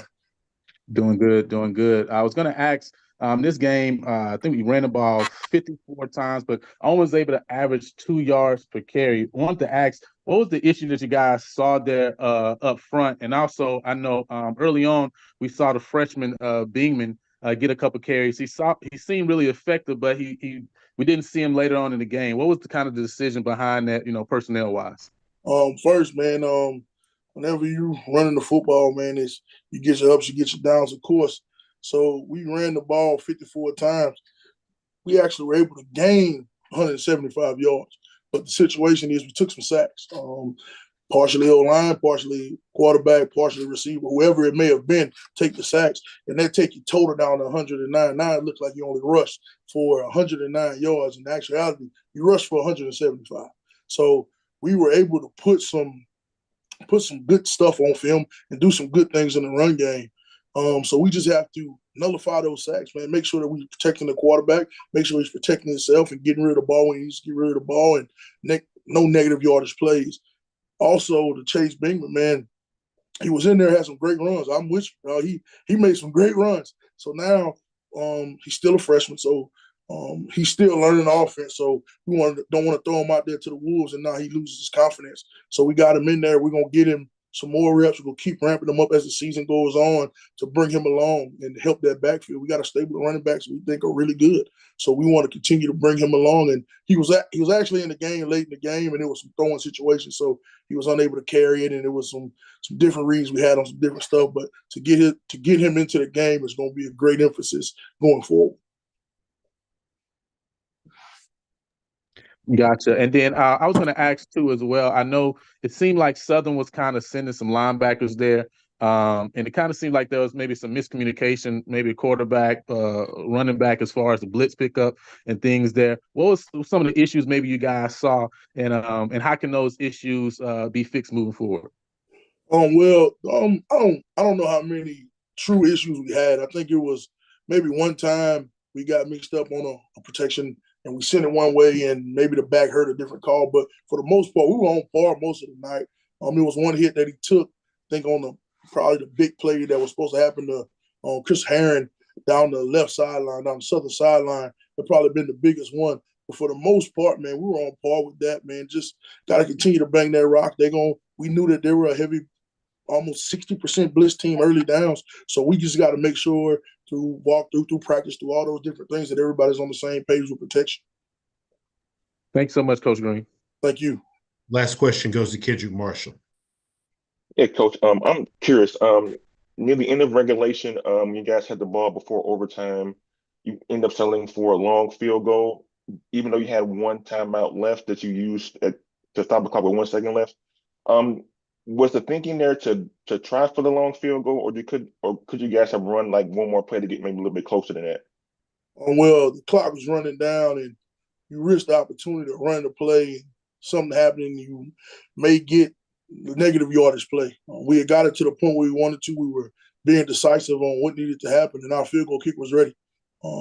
He's hit a 54-yarder, so we felt like at that time that 52-yard field goal was one that we wanted to attempt. We work on it every day in practice, so we're going to take that opportunity.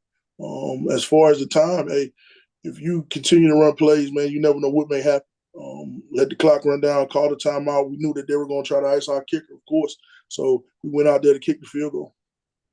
Okay, my last thing for you is, Coach, you guys got down to the 1 yard line in overtime and obviously didn't score because a penalty really hurt you guys in that situation. How do you guys be better when you get down to the red area and goal line in terms of discipline execution? Well, I'm the offensive line coach, and this is a statement that I told my guys, and this is a statement that I live by. When you get into the red zone, the offensive line job is to get the ball in the end zone, no matter what happens. And we on the 1 yard line, whatever it takes to get the ball in the end zone has to happen. So a challenge to my guys from here on out is we get the ball in the red zone, we get the ball at the goal line, the 1 yard line, we got to make sure we punch it in. I don't care what the call is, I don't care what the play is, put it on our back, and we got to get the ball into the end zone. And that has to be our mantra. That has to be our mindset as a team, as a group, and especially as an offensive line. I appreciate it, Coach. Thank you so much. Coach Green, thank you so much for your time and for filling in Dial, and good luck this week. Thank you so much. Thank you. Next up, we go over to Southern University. Coach Graves. Do you see that we have Coach with us? Coach, thank you so much for your patience. I know we are running behind schedule today, so just want to first tell you thank you for your patience, and good morning to you. Good morning. How you doing? Doing really good, Coach. Coach, if you could please just start us out with an opening statement recapping your team's most recent outing at Prairie View. Yeah, we of course we were on the road and went down to over to Prairie View, Texas, to take on Prairie View at home. Was a very exciting atmosphere. The place was packed. The fans were fired up. The Jaguar Nation showed up, and we got into a really, really good ball game early on. We take the opening drive and we go down. And, first we had a roughing the punter, which allowed us to continue our drive. When we go down and we get in the red zone, we missed a few opportunities. We wind up settling for a field goal, and then Prairie View came back and they wind up scoring a couple of times in the first half. And so we were down 14-3 at halftime, and we had to make some adjustments and come back.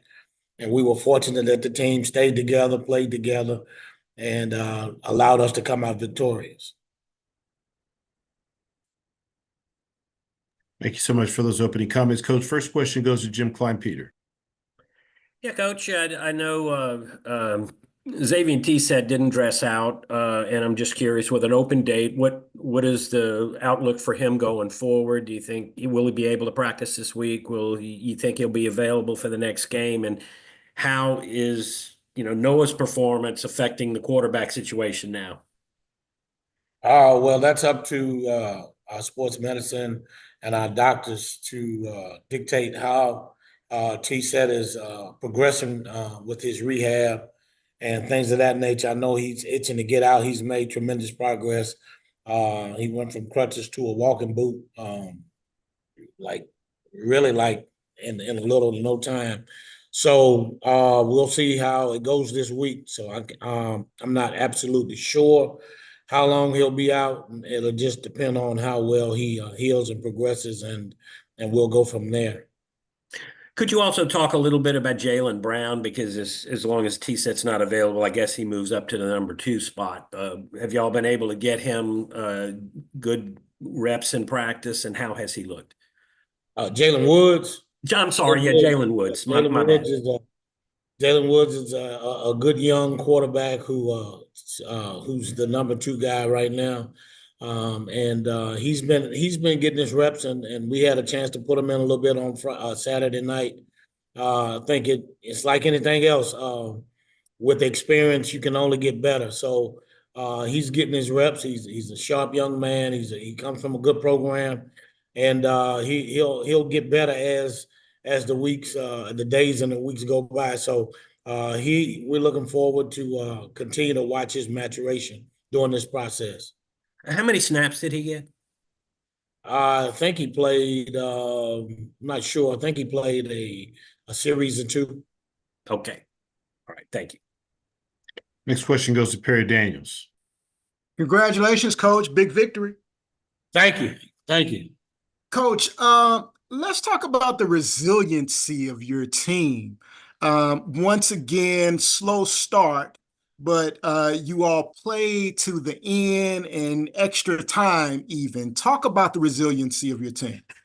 I had talked to the players. Players did a great job. Assistant coaches made the necessary adjustments at halftime to get those guys going. And the players, they took it on themselves, upon themselves to go out, play for one another, and stay together. And they didn't allow the adversity of the game. Prairie View did a great job. They're a formidable opponent. We know one another well. Those guys, they had it on their minds to win, and win at home because they knew, it's tough when you fall back 0-2 on the west side and the Wild Wild West. So they were doing what they needed to do to make sure that they didn't. And our guys just stayed the course and fought to the end. And fortunately, we were able to come out on top. And Noah Biden, is this the quarterback that you anticipated at the beginning of the season playing for you now? Well, he's improving. Noah's improving. I think I'm probably harder on him than anyone else because I know it's more. He can give us more.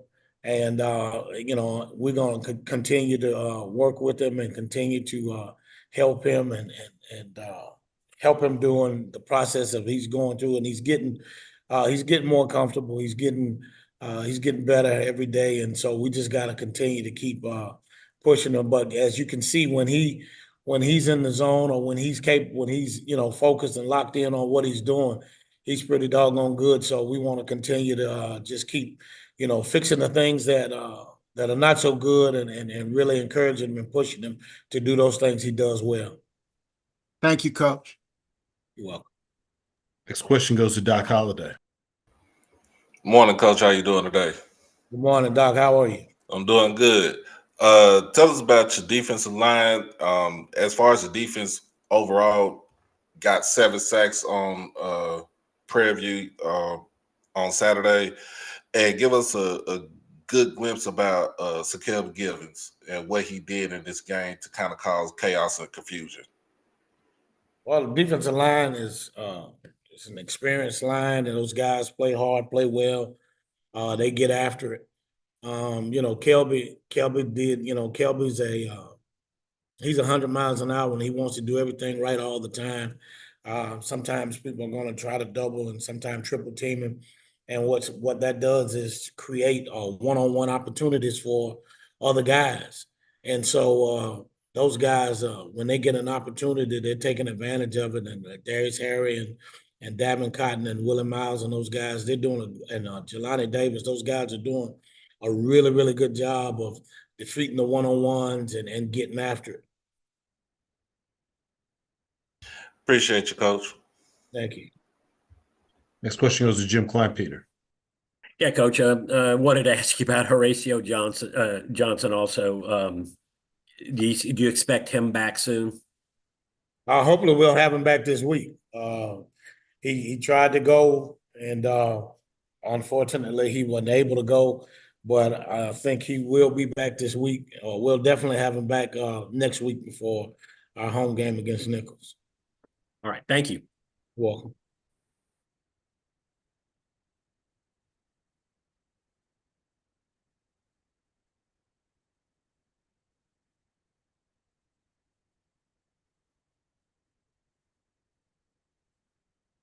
Coach, as always, we appreciate your time. Look forward to speaking to you again next week. All right. Thank you. Go Jags. All right, next we're going to try to connect with Coach Dishman with Texas Southern. We'll be back momentarily.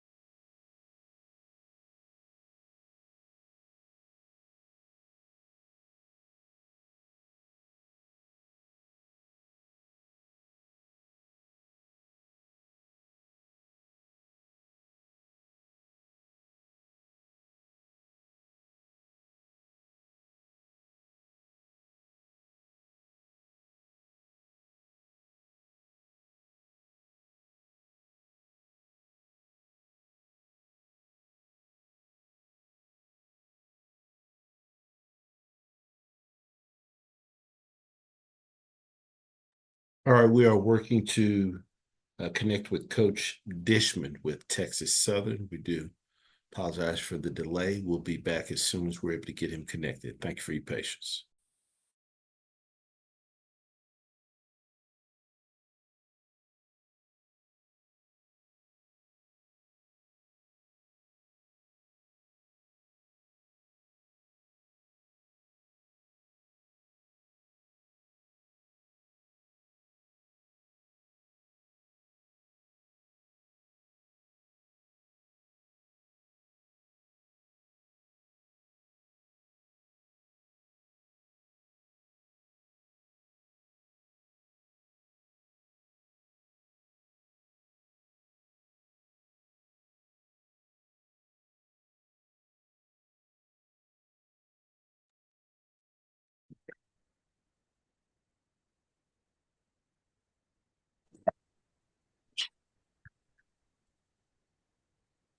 All right, happy to be joined by Coach Dishman with Texas Southern. Good morning, Coach. Good morning. How everybody doing today? Doing great, Coach. Appreciate you asking. Coach, as always, thank you so much for your time. Coach, can you start us out with an opening statement recapping your team's most recent outing at Lamar? Well, our team is in high spirits. After beating Prairie View, we lost a game. We lost a game to Rice. And then coming back, we thought we had a game, and we ended up giving that game away to Lamar. All credit due to Lamar for winning the game. So I think our guys have went through every emotions of winning, getting your butts beat very bad, and also giving the game away. So we have gone through every emotions possible. Appreciate those opening comments, Coach. First question goes to Ty Miller. Coach Dishman, good morning. Ty Miller from the Power News Radio Network and Black College Football Weekly. How you doing? Hey, Ty. Coach, you just mentioned the team gave the game away. In that last drive, Lamar capitalized on penalties, particularly the unsportsmanlike conduct and back-to-back offside penalties. Now, were those questionable in any sense, the offside penalty? If not, what did your team learn from that? Well, first and foremost, we always talk about the formula. Our team, our players know the formula. And the formula is to win third down, score in the red zone, have less penalties than your opponents, and you should be able to win the game. In that case, we end up with 14 penalties. We had 2 penalties versus Lamar. I pointed out this week to him. We had two penalties versus Prairie View. We won the game. We had 10 penalties versus Rice. We lost the game. We had 12 penalties versus Lamar. We lost the game. So as I pointed out to our players, less penalties, win third down, score in the red zone, you win a football game. So that's why I hope my players, not hope, I stress, and we're going to stress all week, of having penalties, less than 5 penalties a game, you should win a football game. Thank you, Coach. Next question goes to Charles Bishop. How you doing, Coach? I'm doing good. You? Doing well. Different starter in this game. You're going with Jordan Davis. What sort of went into the decision making with regards to Jordan getting a start in this game? Well, Jordan earned the right to start this week. He practiced very well all week. It was his first start as a college player, and he practiced well. He did the things in practice we saw that we saw as a staff to name him our starter. And the follow-up to that, Quintel Quinn looks to be a new weapon in the arsenal. Talk about his play this past week. Well, I think Quentin got over 100-something yards rushing. Quinn also practiced well. Gentlemen, and I hope, gentlemen, I don't want to excuse the ladies if any is online, but like I've always told you guys, starters is named during the week.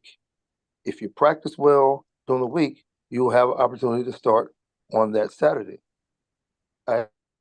Always an open competition. Our team is an open competition team. We don't name starters for the year and they start us for the year. You can get in and out the lineup. It's the way you practice during the week. And having Quinn and Jordan, that's a good examples of what we feel as a staff. Thank you, Coach Dishman. Next question goes to Doc Holliday. Morning, Coach. How you doing today? Doc, you? Doing good, doing good. You held Lamar to 250 yards of total offense, but again, you just stressed the fact that your team had 14 penalties for 94 yards, but you also held the ball for 35 minutes in this game. Again, what are some other things that you want to do as far as kind of keeping that momentum as far as making sure as far as with the passing game being tough and physical when it comes to playing pass defense? Well, Doc, like I said earlier, that penalties, you have less penalties, you should win the game. Lamar's a good team. In order to be a good team, you have to be able to be more physical than that team. You have to be smart. We didn't play smart football by jumping off sides. We didn't play smart football by getting a personal foul, and nor they're driving down in the 2-minute offense. We can't have penalties when they're driving on us. We have to be able to be smart enough, and don't be the get a personal foul call. Whether the call's a call good or bad, it doesn't matter. The ref call it, and whatever the ref calls is going to stand. I've never seen a ref call a personal foul, then all of a sudden change his mind, talking about no, it's not a personal foul. If he calls it, it calls it. We have to be smart enough to understand where we're at. Thank you again, Coach. Thank you. Coach Isham, as always, we appreciate your time. Look forward to speaking to you again next week. All right, guys. Have a great one. Thank you. All right, next we're going to go over to our final coach, Coach Taylor with Jackson State. Once again, if you do have any questions for Coach, please utilize the raise your hand feature to get your question in the queue. Please also make sure that your lines are muted unless you are actively asking a question. With that being said, happy to be joined by Coach Taylor with Jackson State. Coach, first and foremost, thank you for your patience and good afternoon to you. Hey, good afternoon. How's everybody doing? Doing pretty good, Coach. Appreciate you. Good. Coach, if you would start us out with an opening statement recapping your team's most recent outing versus Grambling State. Tough loss for our football team this past weekend. You know, we knew it'd be tough going on the road. We had to play great football going down into Grambling, and we just didn't. You know, our offense, we had 5 turnovers, 11 penalties. I think that was a big difference in the football game. Defense gave up 2 early drives, and then they really buckled down and played a good football game after that. But as a football team, as an offensive unit, we can't turn the football over. I think they got 20 points off of those turnovers. So we just got to be better at taking care of the football and, you know, limit the penalties in a football game like that. But, you know, hats off to Gremlin. They did what they supposed to do and came out and, you know, won that football game. Appreciate those opening comments, Coach. First question goes to Mona Stapleton. Good morning, Coach. How you doing? I'm good. How are you doing this morning? I'm fine. Happy belated birthday. Thank you. Thank you. So Coach Taylor, in the recent game against Grambling State, the team gained roughly 159 rushing yards. Yeah. It appeared that the run game was de-emphasized early in the contest. Can you explain the rationale behind this decision? And additionally, as you prepare to face Texas Southern, how do you plan to implement in-game offensive adjustments in real time? Yeah, you know, our offensive line has been playing at a high level. You know, Coach Ramirez is doing a great job with those guys, and we knew we could take advantage of some of the things in our run game with some motions and stuff, and you know, handing the ball off to those backs, you know, and trying to get a couple of play action opportunities, you know, off of those off the run game. So they did a good job, you know, of going out there. And again, you know, we was down a couple of linemen. Our center didn't start this past game. We had 2 new tackles in out this game because of injury, but they, you know, came out there and played good football. I thought Irv ran the ball well. Travis Terrell, J.D. Martin ran the football well. So, you know, that's what we kind of hang our hat on here, you know, running football, and we want to play good defense. So very pleased with that. Going into this game with, you know, Texas Southern, you know, we just watch the film. You know, we started preparing for those guys on yesterday.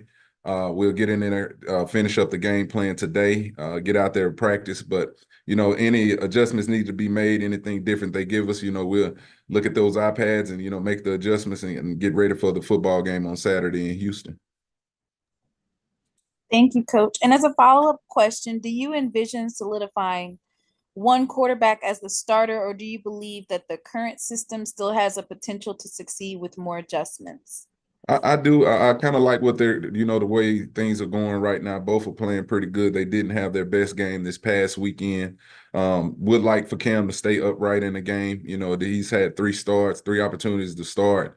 In all 3 games, he's been injured, you know, hadn't made it through the duration of the game. So, you know, that's something we definitely got to take a look at, you know, because it's all about rhythm with offense. And, you know, with him going down in this past game as well, we'll have to take a look at it this week in practice.